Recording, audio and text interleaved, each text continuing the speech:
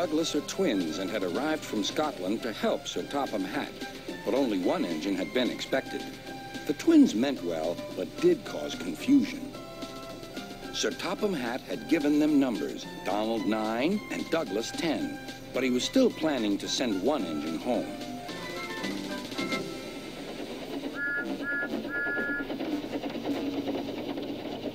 There was a brake van in the yard that had taken a dislike to Douglas.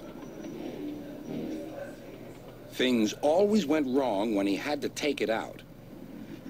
His trains were late, and he was blamed. Douglas began to worry. Donald, his twin, was angry. "You're a muckle nuisance," said Donald. "It's to leave you behind I be wanting." "You can't," said the brake van. "I'm essential." "Ah, are you?" Donald burst out.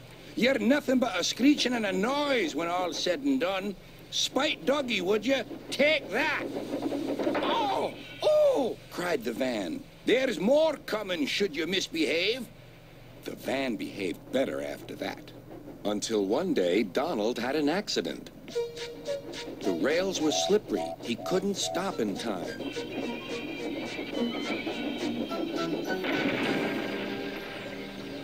Donald wasn't hurt, but Sir Topham Hatt was most annoyed.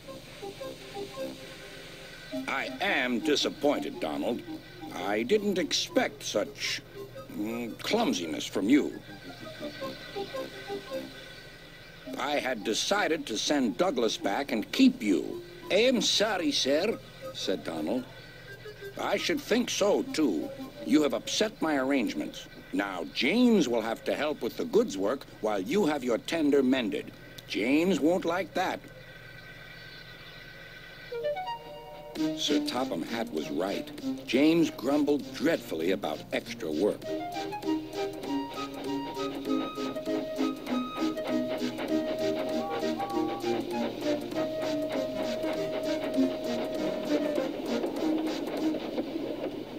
"Anyone would think," said Douglas, "that Donald had had his accident on purpose.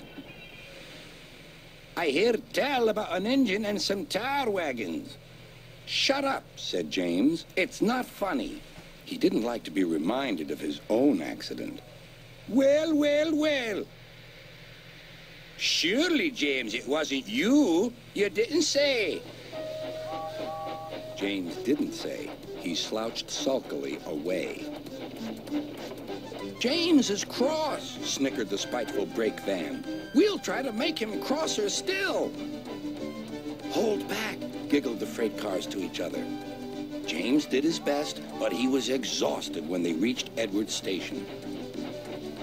Luckily, Douglas was there. "Help me up the hill, please," panted James. "These freight cars are playing tricks."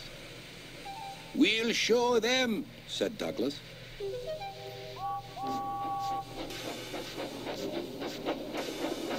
Slowly but surely, the snorting engines forced the freight cars up the hill. But James was losing steam. "I can't do it! I can't do it!" "Leave it to me!" shouted Douglas. The conductor was anxious. "Go steady! The van's breaking!"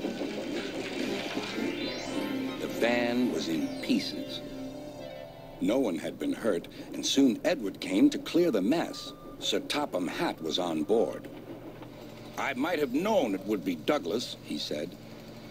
"Douglas was grand, sir," said Edward. "James had no steam left, but Douglas worked hard enough for 3. I heard him from my yard." "2 would have been enough," said Sir Topham Hatt. "I want to be fair, Douglas, but I don't know. I really don't know." Sir Topham Hatt was making up his mind about which engine to send away, but that's another story.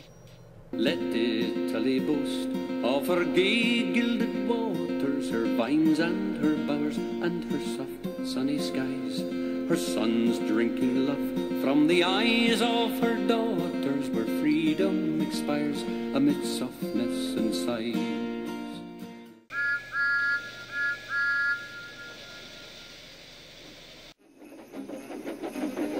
Snow came early to the island of Sodor. It was heavier than usual.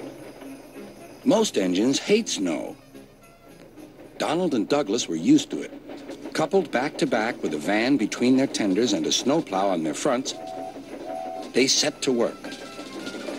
They puffed backwards and forwards, patrolling the line.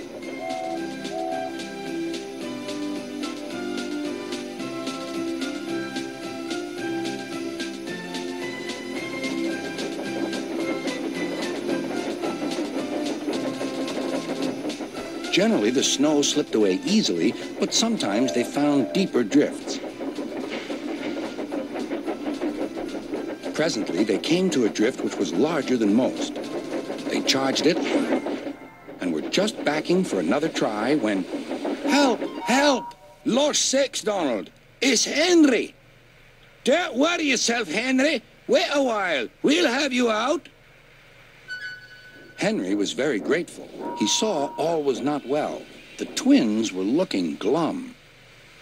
They told him Sir Topham Hatt was making a decision. He'll send us away for sure. It's a shame, said Percy. A lot of nonsense about a broken signal box, grumbled Gordon. That spiteful brake van, too, put in James. Good riddance, that's what I say. The twins were splendid in the snow, added Henry. It isn't fair. They all agreed that something must be done, but none knew what. Percy decided to talk to Edward about it. What you need, said Edward, is a deputation. He explained what that was. Percy ran back quickly. Edward says we need a depot station. Of course, said Gordon. The question is, what is a desperation? Asked Henry. It's when engines tell Sir Topham Hatt something's wrong, said Percy. Did you say tell Sir Topham Hatt? Asked Duck thoughtfully. There was a long silence.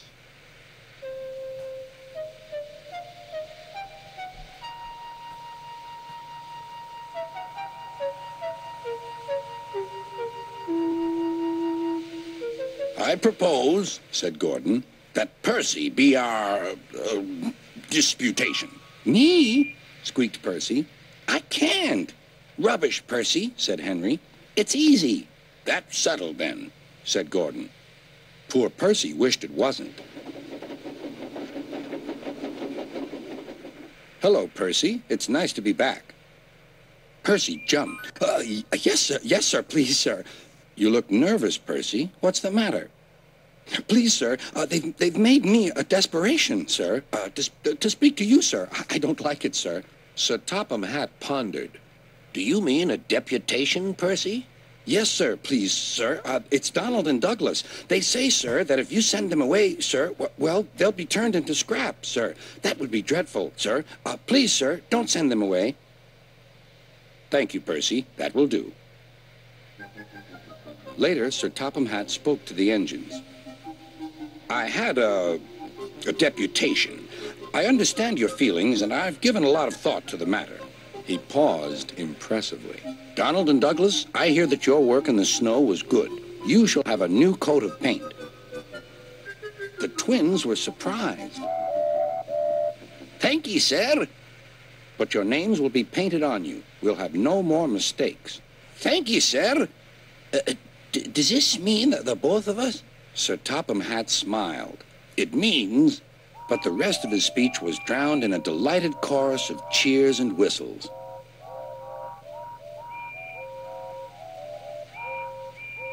The twins were here to stay.